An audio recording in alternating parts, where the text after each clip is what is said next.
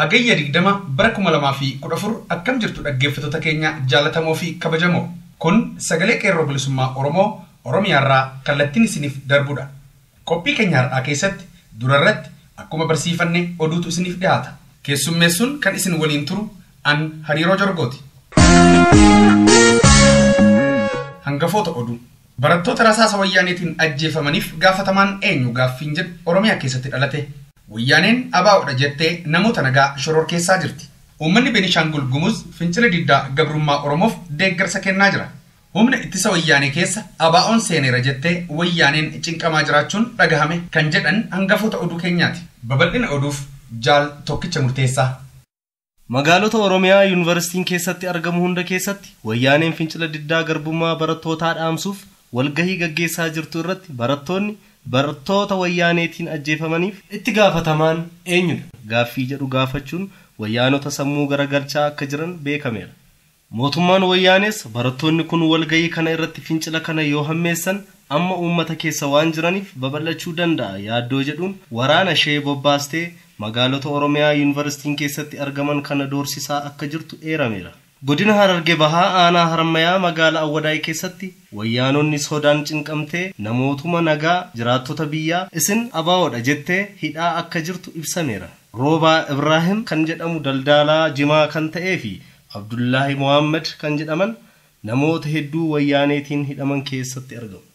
Gama biraatiin uummanni Beenishaangul Gumuz qabsoo fincila diddaa garbummaa sabaa cunqurfamaa Oromoo cina dhaabbachuu qabna jechuun walgahii wayyaanonni waaman akka didaniif gibira hin kaffallu jechuun tumsa jaala qabsummaa isaanii agarsiisaa jiru.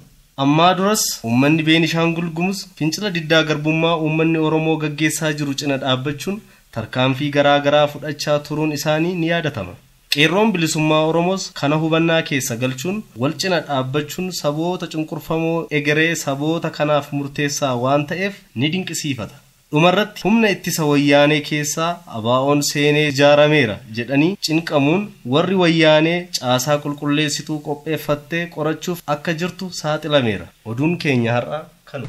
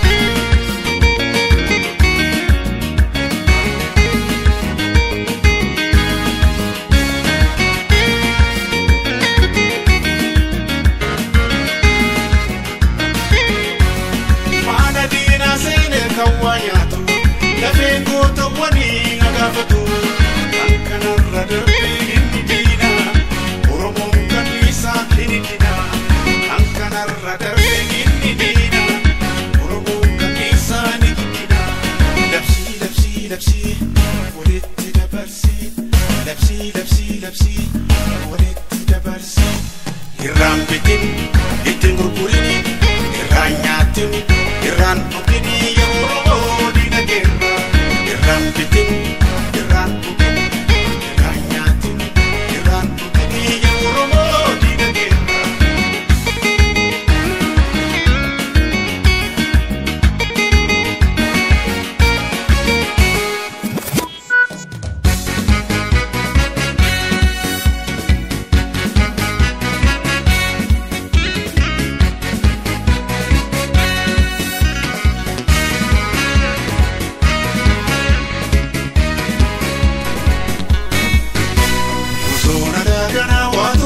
Kantina soda negero farsa Usona dagana waturasa Kantina soda negero farsa Usona dagana waturasa Kantina soda negero farsa Usona dagana waturasa Kantina soda negero farsa Gero farsa umati ke barti Gero farsa tejina dabbate Gero farsa bilisumma duga Gero farsa sikofa gablate Gero farsa sagale nukasa Gero farsa inaari fasise Gero farsa tasan kabbanau Gero farsa Gero tu kapsise Lengor mare baradu federbu Lengor mare maroro hifatu Lengor mare gadela gararra Lengor mare afufa dimatu Lengor mare baradu federbu Lengor mare maroro hifatu Lengor mare gamana gamasi Lengor mare afufa dimatu Lengor mare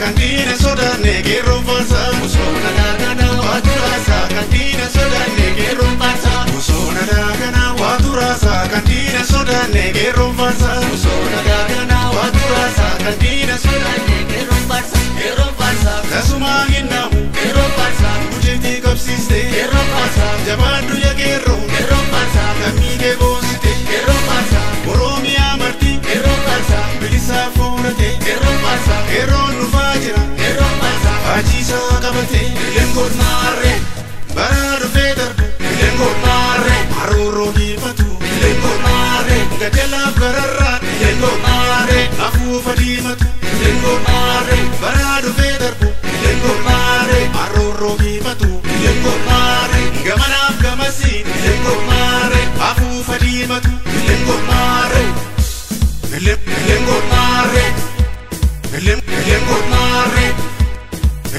Lengor mare baradu federbu Lengor mare maroro hifatu Qophii keenya walii galaa har'aa kanumaan goolabne sagantaa itti aanutti hamma wal arginutti nagaan nuuf tura. Gadaan gadaa bilisummaati. Injifannoo uummata Oromoof.